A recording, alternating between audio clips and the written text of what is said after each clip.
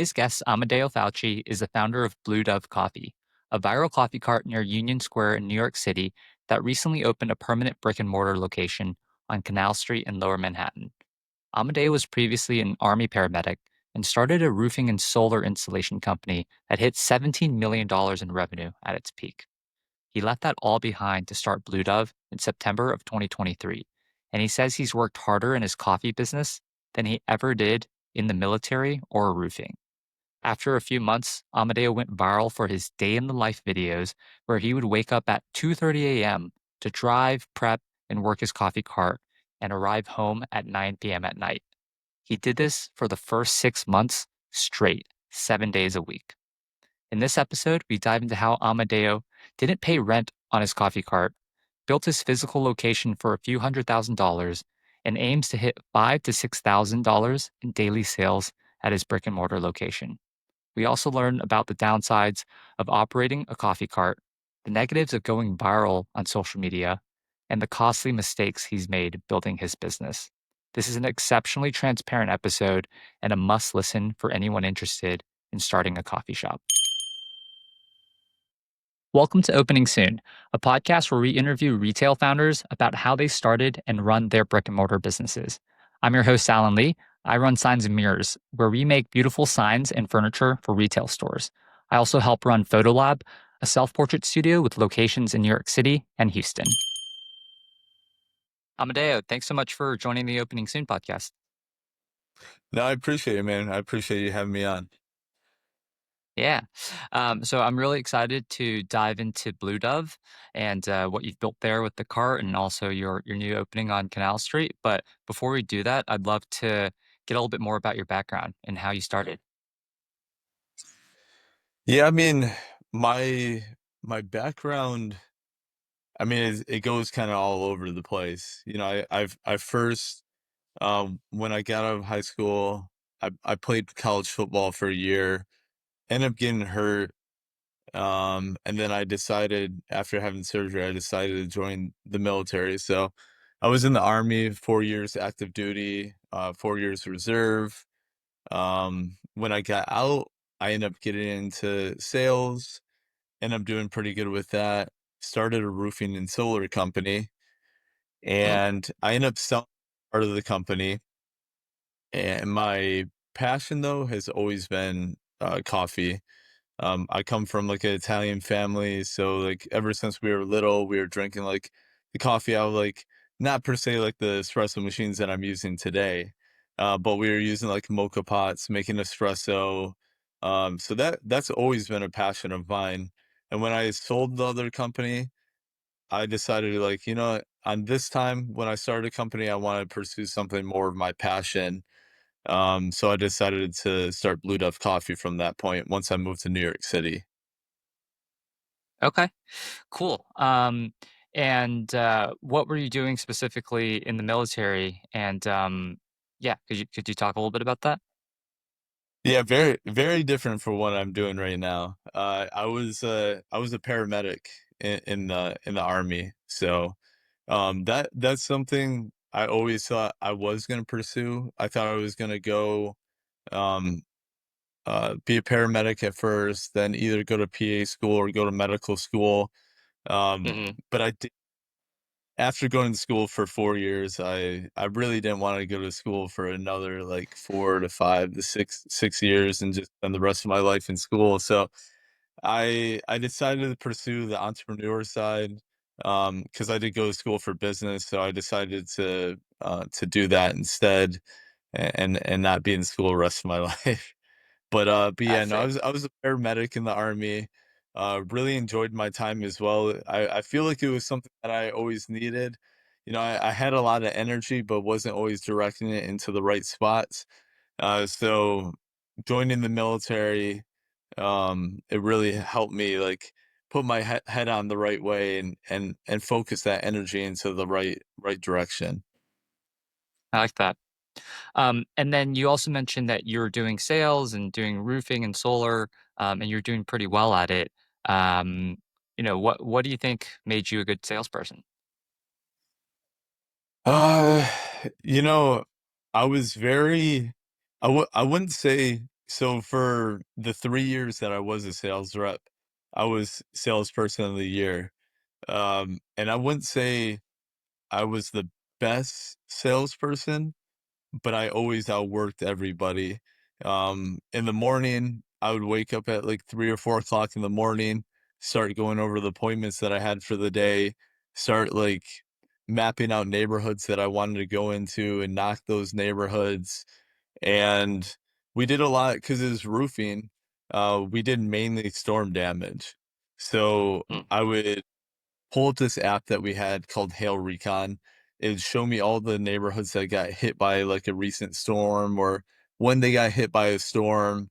And I would just, before anybody showed up from that storm, let's say like a hailstorm happened, I would sometimes even like sleep in my truck in that neighborhood and sleep in there until it Wow. was light and start knocking these doors.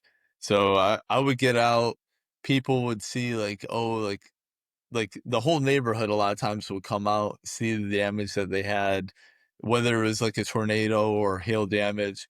Everybody would be outside seeing like all the damage they had. And that was like a perfect opportunity for me to like go up to them, get them to let me do like a roof inspection.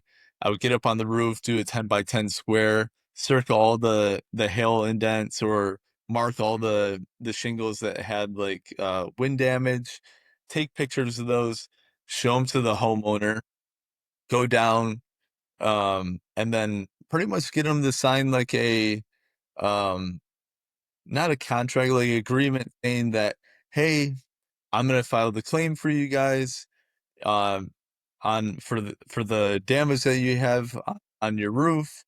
And this document says pretty much that I have to come out here, represent you guys, make sure the insurance adjuster gets on the roof. And if they do end up approving the roof and you end up getting the check from the insurance company, that's the only you guys have to pay me.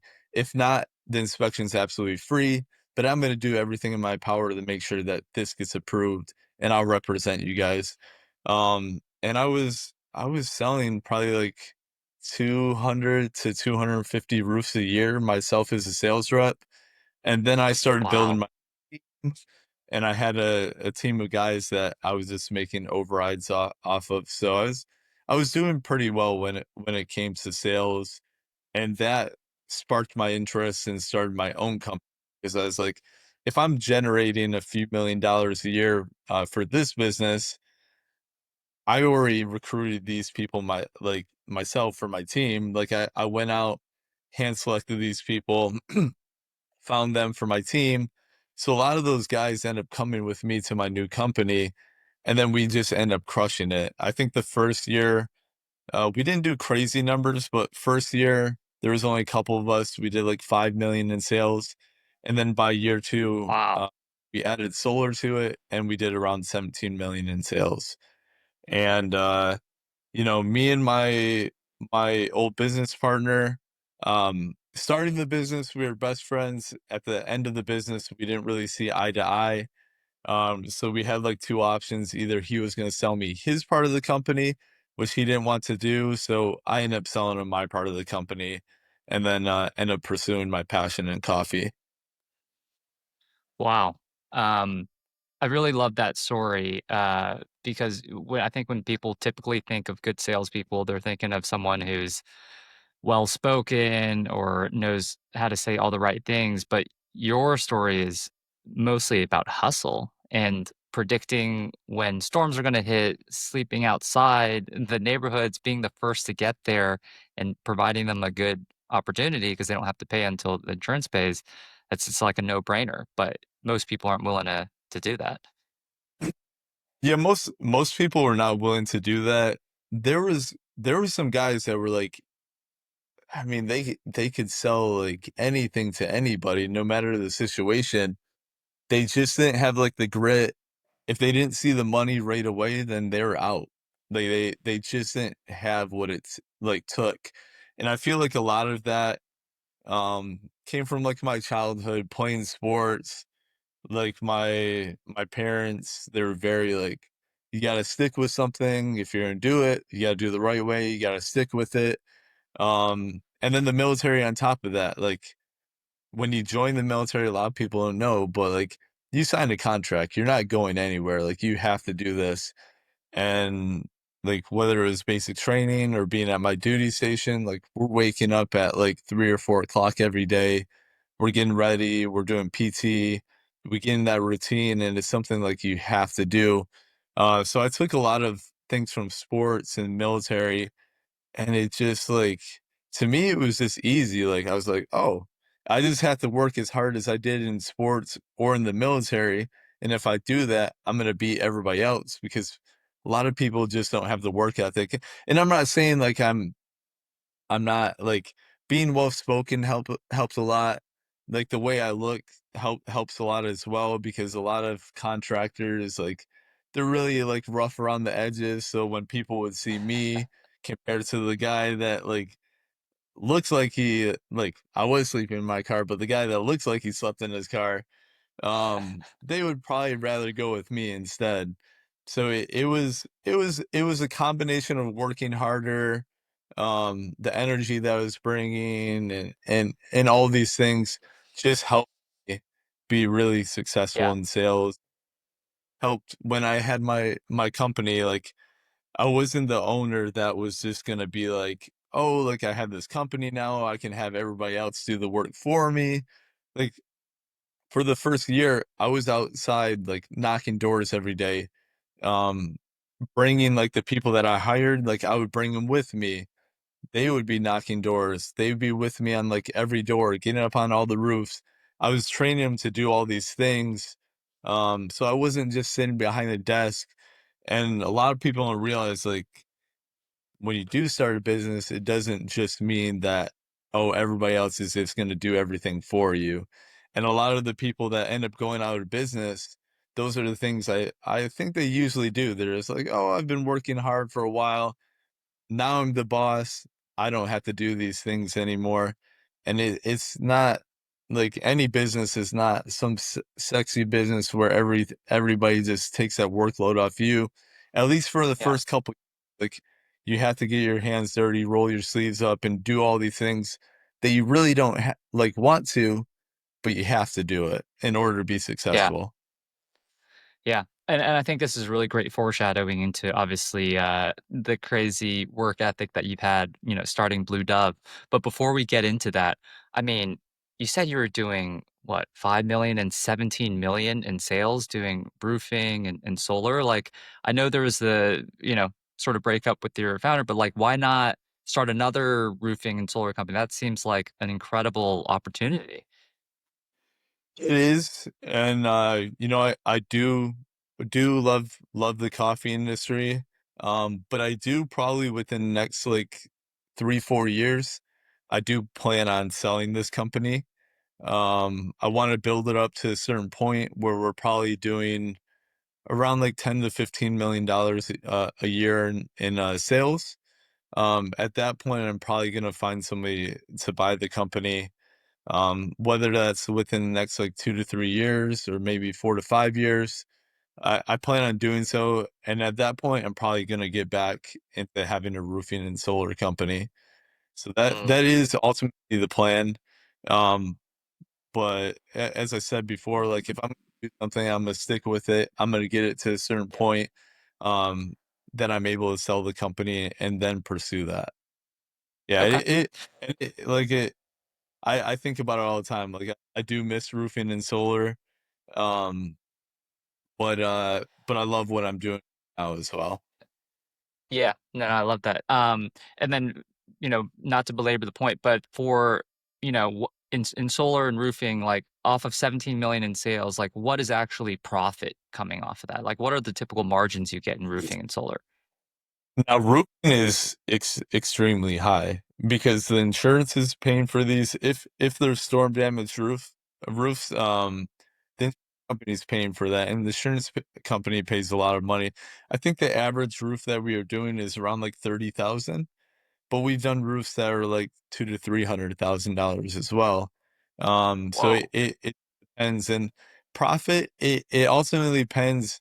Is there a sales rep on that, or is it a job that I end up getting, or is it a job that like they were just referred to the company and they came directly into like one of our like hotlines, like our call center that we had.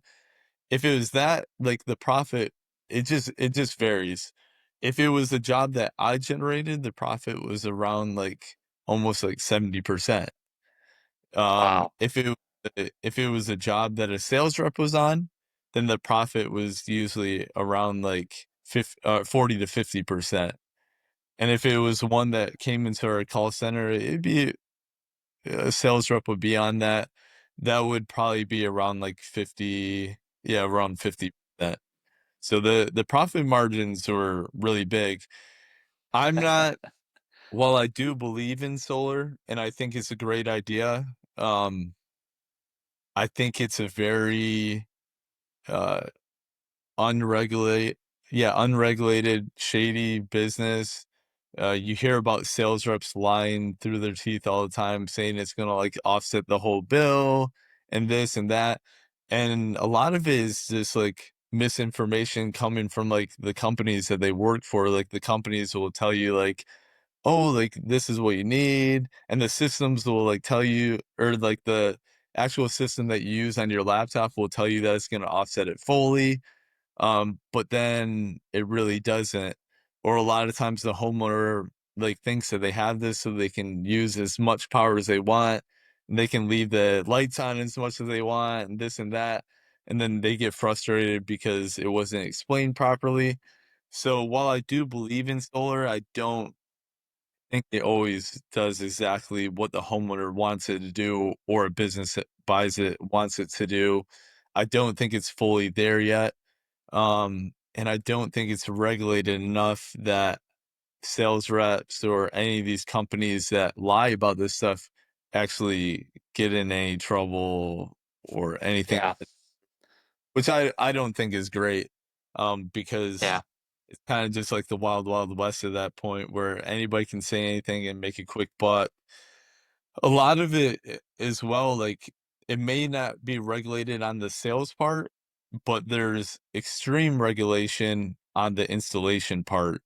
So there's so many hoops and permits and all these things that need to be pulled that a lot of times, like we might have done all those sales, but a lot of the jobs would end up canceling because installation would take so long because every county or every state would have their own like process that you would have to do in order to get a permit.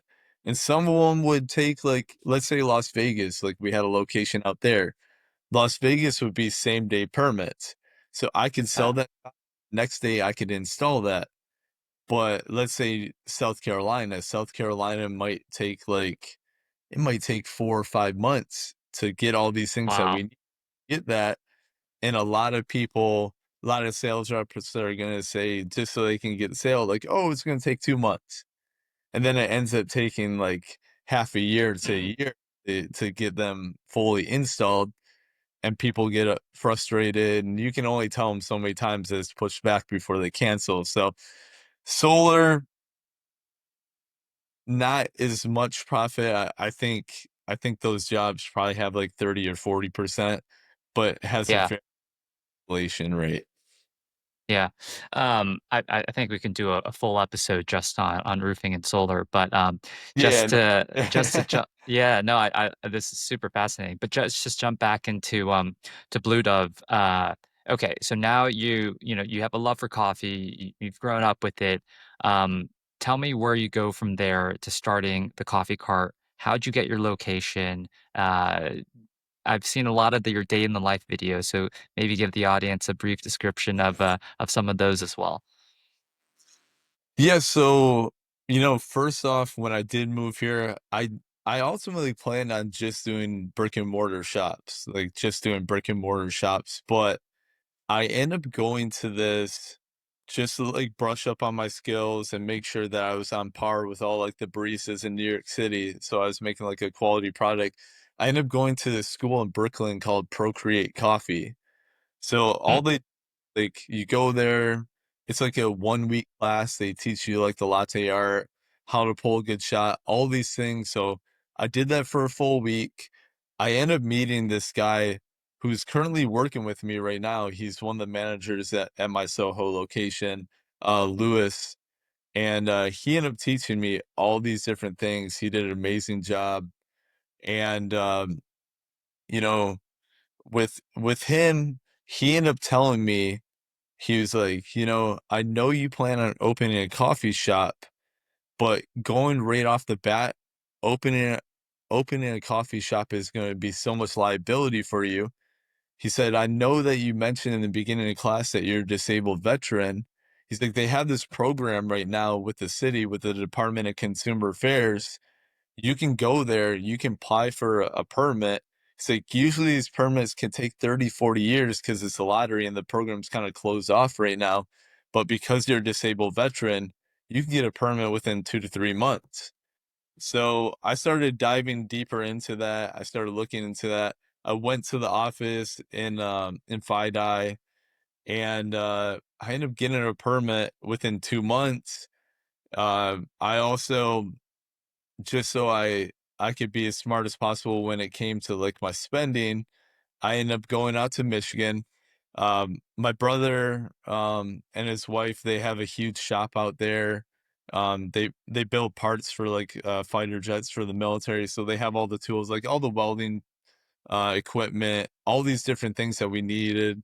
They had a huge metal discount as well, which helped me. So I ended up going out there. My brother ended up helping me weld the cart together. He did all the plumbing, electrical, all these things for me, and we ended up building the cart fully ourselves.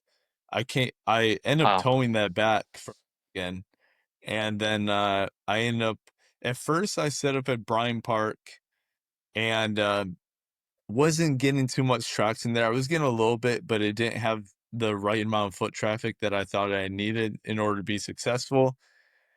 And then I started researching more areas in the city. And then I went to Union Square one day and I saw that they had the markets and I saw how busy it was there. And my permit's not the same as other people's permits, considering it's a disabled veteran permit. So we don't get citywide permits, we get park permits. So I ended up going to Union Square, and the first day I ended up going there, I didn't know, I thought my permit was for the park. I didn't know that meant across the street from the park. So I ended up setting my card up right into the park, and I went right next to the subway opening, and I was there, and it was just like a huge lot. Every time somebody came out of the subway, they would go right to the cart and they formed up.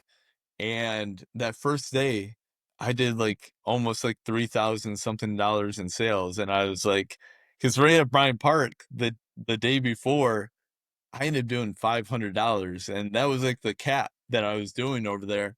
So I ended up doing Hmm. $3,000 in sales. And I was just overwhelmed. Like it was crazy. Like I couldn't have handled the cart by myself at that point. Um, but I end up getting kicked out of the park because they're like, no, your park permit is for directly across the street. Yeah. Um, it kind of sucked because I was doing so much there, but we end up going across the street. I end up setting up there. Um, for the first 6 months, it was Wait, just Amadeo, so the for the permit, is it any park in New York that you can go to and set up shop at? any park in New York. Okay, interesting. So the space you have set up, you can go to Bryant Park, you're at Union Square, you can go to Washington Square Park. Um, what what about like other people that have similar permits? Are they able to set up right next to you, or how do you like claim, the spot that you have? So my spot that I have was approved and assigned to me by the Department of Consumer Affairs. So they end up coming out there, they end up approving the spot. They ultimately had to come out there and approve it still. And then on I my see. permit, all that stuff, it says that's my spot. So while somebody else, if they are a disabled veteran, like they can go next to me or they can go down the street around the park, but they can't take my spot per se. And there's also like a code between the guys, like it's a unspoken, but like you don't take somebody else's spot. Like Got it. you're gonna have issues if you do that. Like somebody like they're not gonna be happy about it. So it's just like one of those unspoken rules. Like you don't ever take somebody's spot. So Got it. Okay. you'll have some issues. All So right, so you and your brother weld your cart in Michigan. You bring it back. You start off in Bryant Park, didn't go so well, but you found sort of gold in uh, sort of Union Square Park, and then you have it set up now. All right. you have it set up now, and it comes back to the same thing that I said beforehand. Like the success that has come from the company so far is like the grit that I've had, not giving up, working like very long hours every week. Not like I did in the beginning. Like when I started in the beginning and I came back from Michigan and I started setting this up, I woke up at 2:30 every morning. And this is for the first 6 months. Woke up at 2:30 every morning, leave the house at 3 after I got ready. I would take the train all the way from Brighton Beach. I would take it all the way from there to Port Authority. Then from Port Authority, I would take that to Long Island City. Long Island City is where my garage was at. So I would go there, set up the cart. My truck was parked there as well. I would end up towing it back from Long Island City to Union Square. I would set it up, get everything going, and I would be fully set up by 5:30 in the morning because at 5:30 in the morning, that's when Equinox would open up. So I would go to Equinox, get a workout in for an hour, take a shower, come back, open by 7 o'clock in the morning. Um, Worked the whole day, didn't take a lunch or anything. You saw the video, like I would eat like 2 croissants a day, run off of like a million coffees, and then at the end of the day, which was 5 o'clock, I would end up breaking everything down, packing back up. I had my truck around the corner. I would back that up, hook it up, tow it all the way through like traffic, go back to Long Island City. And then once I would get there, I would have to take everything out. I would have to spray down the cart, fill up the tanks again, restock stuff. Um, Walk to the subway station. By the time I would take the train back, I was getting home probably at 9 o'clock, and I was doing that 7 days a week. So for the first 6 months, I was doing that, and luckily this happened. Like I kept on looking at Instagram, and I saw this guy, you know him as well, Don, Life Yeah. of Don. Yeah, so I kept on seeing his reviews pop up. And I was like, I want this guy to come out. I want him to review the coffee because I feel like this is going to help a lot, even though I was already pretty damn busy. But I was like, this is going to help a lot. So I ended up messaging him. He ended up coming out, reviewing us. He gave us one of the top scores in the city. And then he came back at additional time and he saw how busy that I've gotten. And he ended up offering me, he's like, dude, he's like, I see you here like every time. It's just you. Do you need some help? And I was like, dude, I I need some help really bad. So I ended up hiring him on the spot. He ended up working right away, and he ended up working. He ended up doing like all my videos, all this stuff, and he helped the company just go to the next level. Like you saw the day in life, like the first video did for me, like that got 5 million views. And Wow. we started doing more videos, and it seemed like every 3 videos that we did, like we were getting like million views on them. So he like without Don coming into the company, taking that workload off of me, like working the cart 3 days a week, um, it wouldn't have allowed me to grow the business. And then the videos he did on top of that is just like it doubled the business that we were doing. Like people were coming all over the place from like Malta, Japan, Korea, like all over the world. People were coming just because they saw the day in life video that Don ended up doing. So that really helped take the business to the next level. So can't thank him This is enough. insane. That This definitely. is that that's Oh. Yeah, that I mean, how many hours did you sleep? You get home at 9, you say you're up at 2:30. When are you going to sleep? You're sleeping 4 hours a night for 6 months? For 6 months. Yeah, no, that's why like I got a lot of hate from saying this. It's a controversial thought, but I was like, I never thought that I was gonna work harder in a coffee business than I did in the military. And like all these people were like, that's like I don't know what unit you were in, like you must have been in a unit or this or that. I was like, motherfucker, you weren't working from 2:30 in the morning to 9 o'clock at night and only sleeping 4 hours a day. Like you don't do that in the military. Like when you're out in the field, you do. Like when you're out like pre-deployment training or you're out in the field doing other things, like you're gonna work and they're gonna wake you up in the middle of the night. Or if it's basic training, like they can come into like the dorms in the middle of the night, they can flip your bed and all these different things and make you start doing push-ups or running in the middle of the night. But in the regular army or the Marine Corps, all these things, like you're working a normalish schedule. Like you do work a lot. You work almost every day, but you're working from like 5 or 6 o'clock in the morning to 5 or 6 o'clock at night. And Yeah, it's not anything absolutely crazy. But yeah, if you're in pre-deployment or any of these things, like you're gonna work more. But I yeah, I definitely never expected to work that many hours. And yeah, after a while, it started showing on my face and all these things. Like I was looking exhausted. I didn't feel like doing all these things that I was doing before. So it definitely saved me when Don ended up coming to the cart and taking those, because it allowed me to grow the business and have these other ideas and like change the menu and like evolve the company to what it is right now. What do you think it was about those videos that went so viral? Because there's so many businesses that do videos and none of them get anywhere close to millions of views. Like what do you think it was about it? I I just don't think a lot of people have done that for coffee before, like a day in life. And people like seeing day in life, but when it's something that extreme, then I think it takes off. If it's something like, oh, like I'm just doing this, and it's just normal everyday stuff that anybody can do, then people are not going to really like gravitate towards that.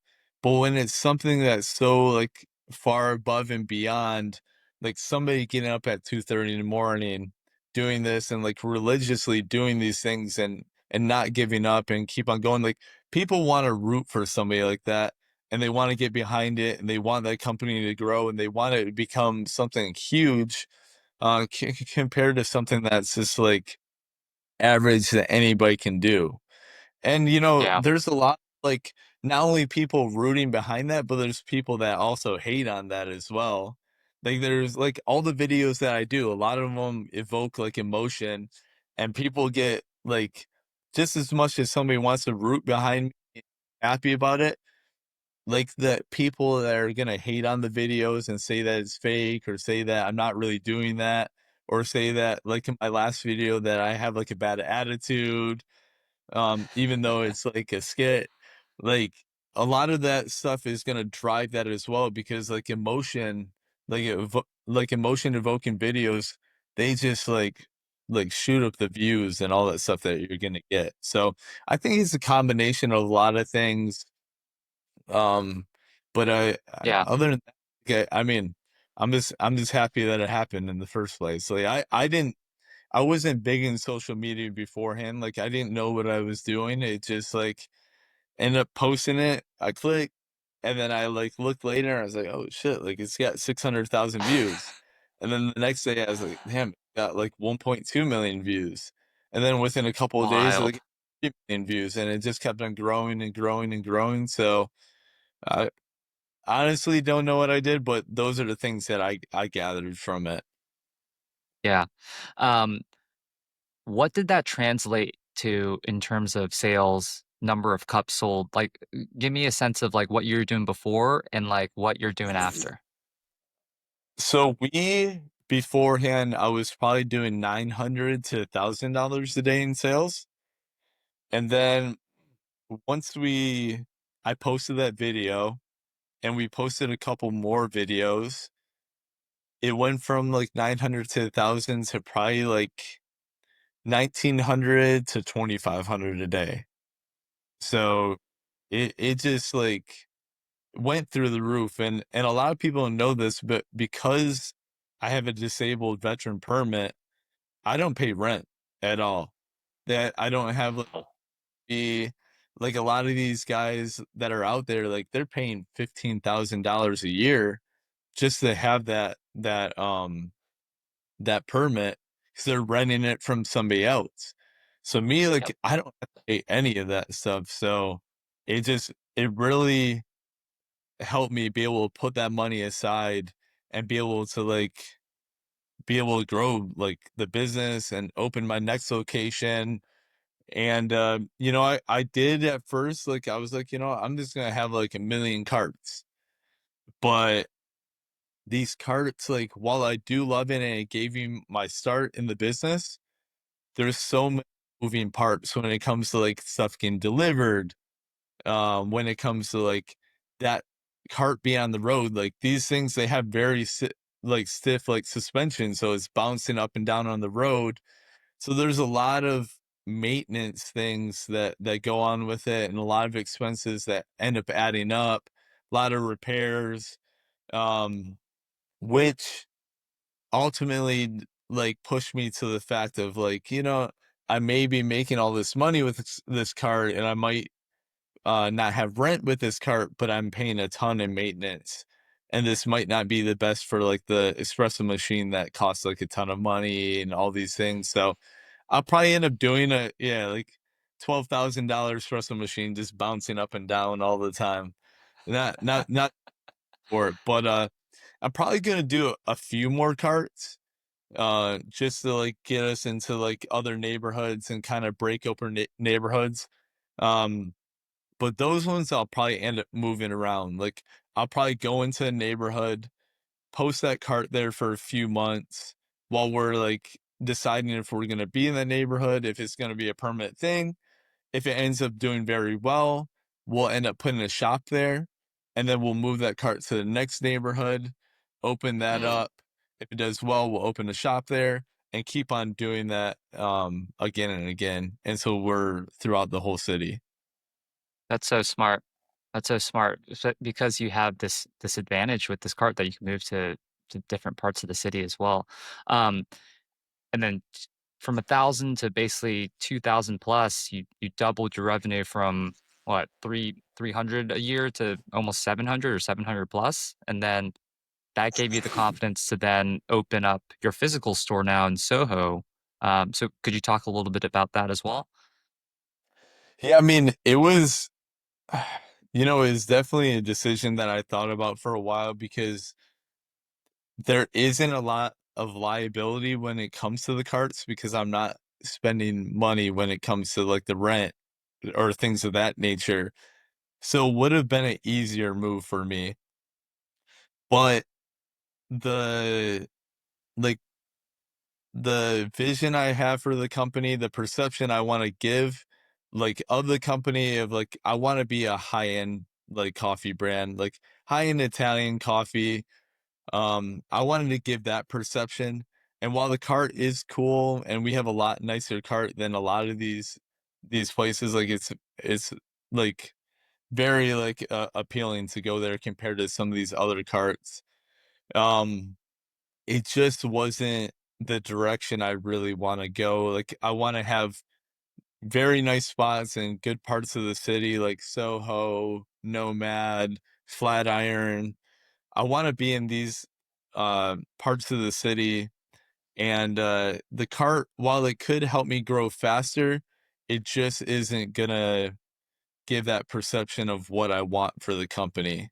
And Yeah. that's ultimately like the decision I made. I was like, I am gonna have to spend a lot more money building out like each location, and I'm gonna have rent every month, which is gonna be more of like a risk for me. but we're also gonna be doing double the amount of business when it comes to, like, each shop compared to a cart, because a cart, like, they're small, like, they're 5 by 10, you can only fit 1 person in there. So with 1 person, like, you're really capped at doing $2,500 a day, whereas, like, Mm. you have some shops in the city, like, I imagine La Cabra's probably doing, like 6, 7, $8,000 a day in sales when it comes to their bakery and coffee, like, per Wow. location, if not more. Like, I don't know exact numbers, but I see how busy they are in all these locations, and I don't see that happening with the cart. While we were busy, is this one person cannot do that amount. So, Yeah. it's that one of those things. I think it helps us go in the right direction for the company. Um and, I thought it was So definitely the right move. What is that? yeah. So for the location in Canal Street, so how did you find your space? You know, how much do you spend on the renovations for it, and how much are you paying for rent? So, right where I'm at Union Square, the Decker Building, that's actually it's owned by, one of my buddies now, Jack LeBeau's. So he and the LeBeau's family, they own a huge part of the buildings on Canal Street, and, except for the one I'm actually in. But, he actually brokered the deal. He was my broker on the deal. He ended up saying, like, he said to me multiple times, he's like, "I don't think for, like, the vision you have for this company, I don't think just doing carts is gonna build what you want or give that, like, perception of what you want people to see when it comes to Blue Dove Coffee." And he kept on mentioning this location, 307 Canal. He's like, "I think this would be the perfect spot, for your company. I think it would be great for, like, the community over there, and I think the people that own that building would absolutely love this being there for the actual neighborhood." And they've done such, like, his family and, like, the board over there, they've done such a great job, like, cleaning up that street, like, getting a lot of the, like, illegal vendors out of there, getting a lot of these, Yeah. like, little souvenir shops out of there. Like, there's a lot of, like, cool, like, restaurants. There's a lot of, what is it? There's Happier Grocer over there. There's a lot of cool, like, clothing stores over there. It's not like the Canal Street, like, everybody, like, pictures, like, back in the day where it's just, like, a madhouse. It's really been cleaned up. And, so that when he brought that up to me at first, I was like, Canal Street, like, I don't think that's, like, the right, like, look for the company." But then when I went over there, it had been so long since I'd been there, I went over to the spot, and I just, like, instantly fell in love, with the spot. So, he helped me a ton, when it came to getting that location, and, I'm gonna be working with him on a lot of other spots in the future. I think in the fall or the beginning of the year, I've been looking at this spot in Chelsea, not, like, gonna give the exact location just yet, but, I've been working on a deal right now, so hopefully that comes to fruition. Cool. And, also you asked me rent. So I feel like even though I got a lot of, like, kickback and a lot of hate on my last video when it came to this, I feel like I got an amazing deal when it came to that spot. It's $8,500 a month. I know the Dunkin' Donuts right next to me, like, I think they're paying, like, $17,000 a month for, like, a similar, like, Wow. size. Wait, So what's the Jack hate that you got on your last video? Oh, just saying, like, $8,500, like, you would have to sell, like, X amount of cups of coffee to even break even, which I don't even see that happening. Oh, I'm they're like, saying it's too expensive. "No, $8,500 in cups of coffee in a month, like, you have like, you have no right to even be, like, messaging on this right now because you have no idea, like, what a company like this does in the first place." let alone what a company does in New York City in a prime location. Like Yeah. and like some places are doing that in a day, if not more.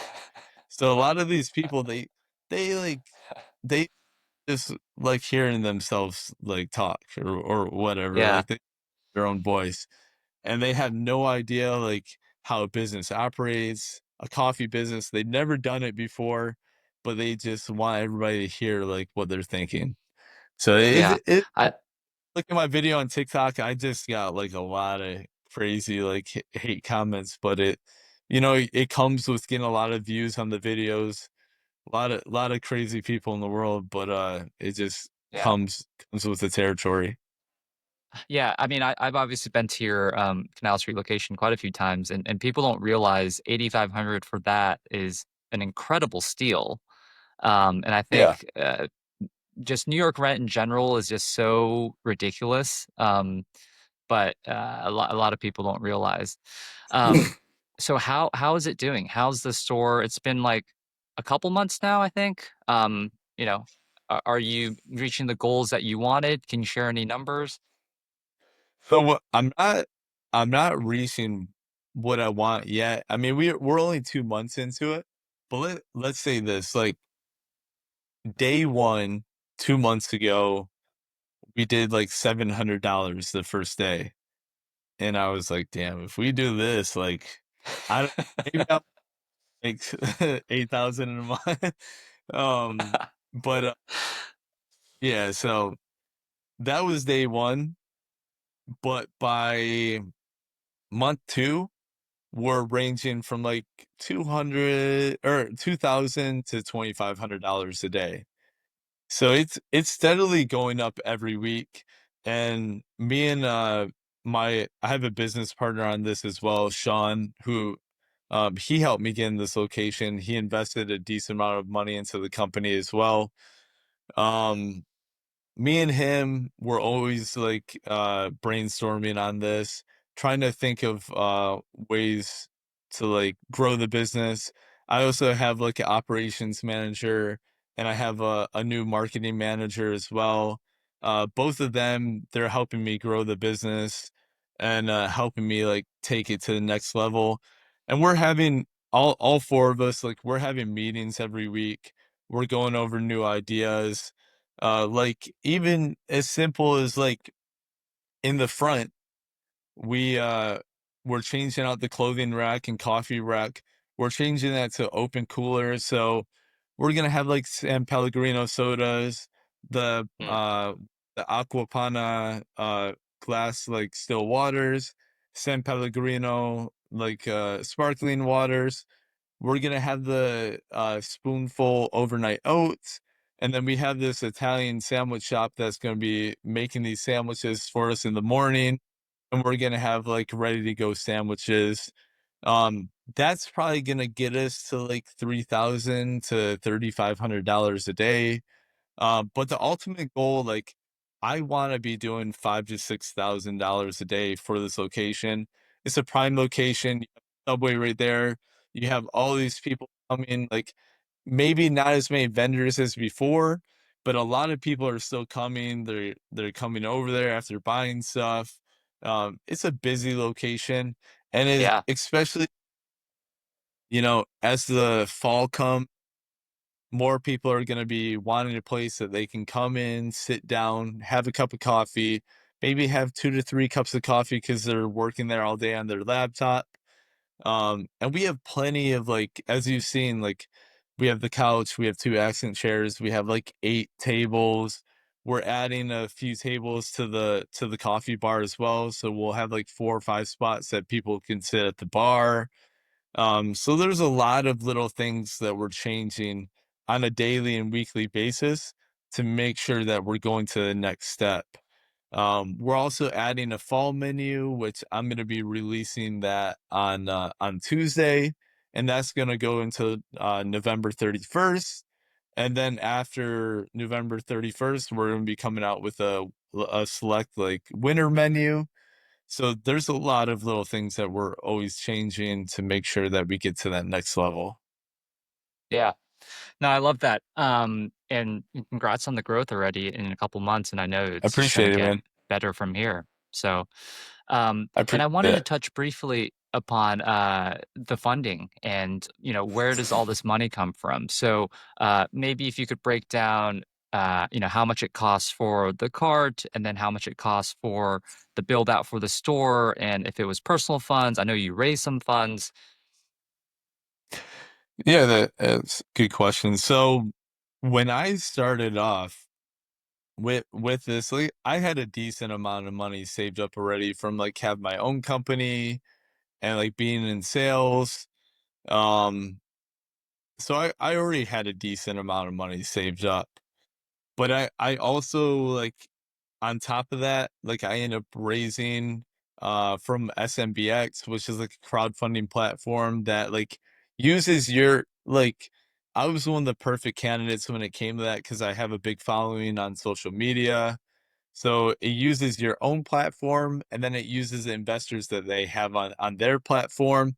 And I ended up raising 75,000 when it came to that.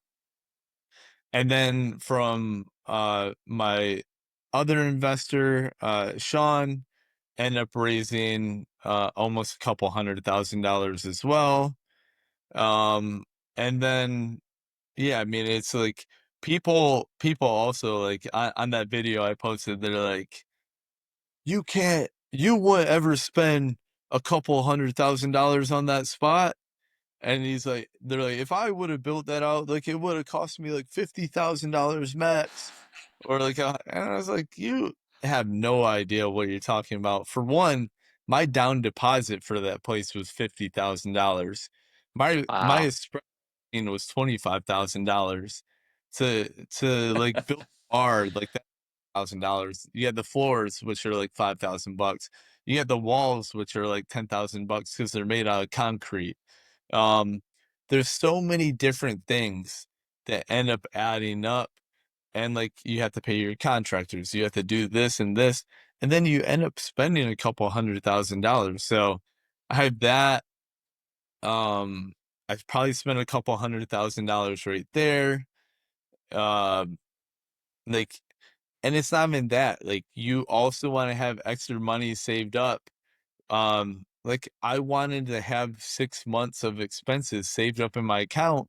So if anything went wrong, let's say we weren't able to cover rent that month from the money that we were making, like it's at least to me, it's a logical like idea to Yep. have that money out for at least 6 months. So if anything does go wrong, you're gonna have that money that can cover until you get to that point where you're actually able to do that from the sales that you're making from the company. Um, So a decent amount of overhead as well. So I wanted to have money saved up for that. The cart, like honestly, it probably cost me like $7,000 to build because my brother like helped build that cart, had those like metal discounts, and his wife had the shop.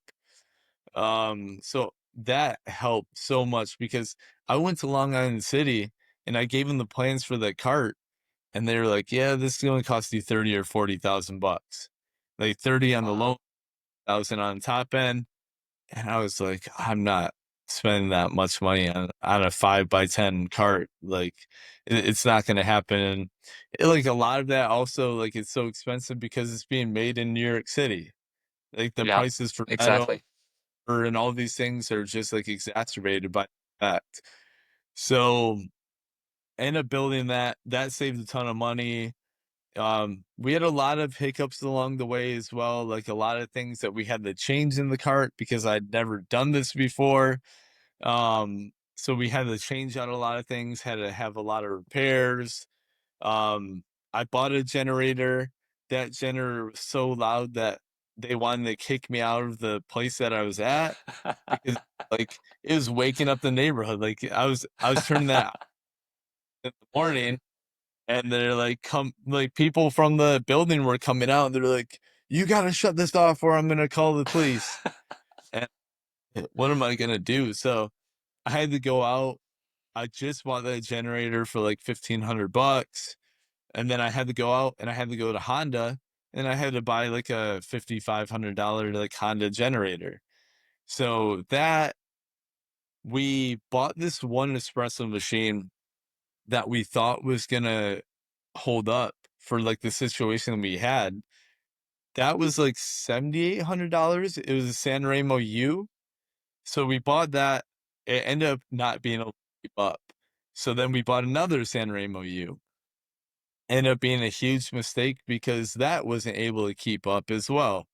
So we end Uh-huh. up selling those machines, and then we end up buying the brand new San Remo D8, which for the cart, I feel like is an absolutely amazing machine. It keeps up. It's not like the greatest machine, like, obviously, it's priced at around, like, 11 or $12,000 because, like, it's a good machine, but it's not, like, up to, like, Cafe Racer or, like, a La Marzocco or any of those things, but it's perfect for the cart because, like, if it does get damaged, it's easy to repair, it's cheap to repair, whereas, like, if I put, like, a La Marzocco in there, or I put, like, a Slayer in there, like, I would feel horrible every day that we towed it because I'm like, "Damn, that $20,000 machine is just getting beat up," so Getting it wrecked. Yeah. been a perfect fit for us, but along the way, like, there was so many other, like, machines, like, the first machine I started in there was, like, a Wega, and, that gave me the start, but the Wega is it cost $5,000, so it was like a easy purchase to make, but it has a single boiler in it, so when you only have a single boiler, it makes it very hard to regulate the temperature in there, so the coffee a lot of times is gonna be, like, it's gonna come tasting like it's very burnt, especially when you're doing such high volume. It's not gonna be able to have that temperature that you want. Like, for me, I think around 195 degrees to 200 degrees is, like, perfect to make, like, a really good espresso, but that Yeah. was, like, there to, like, 220 degrees or 200.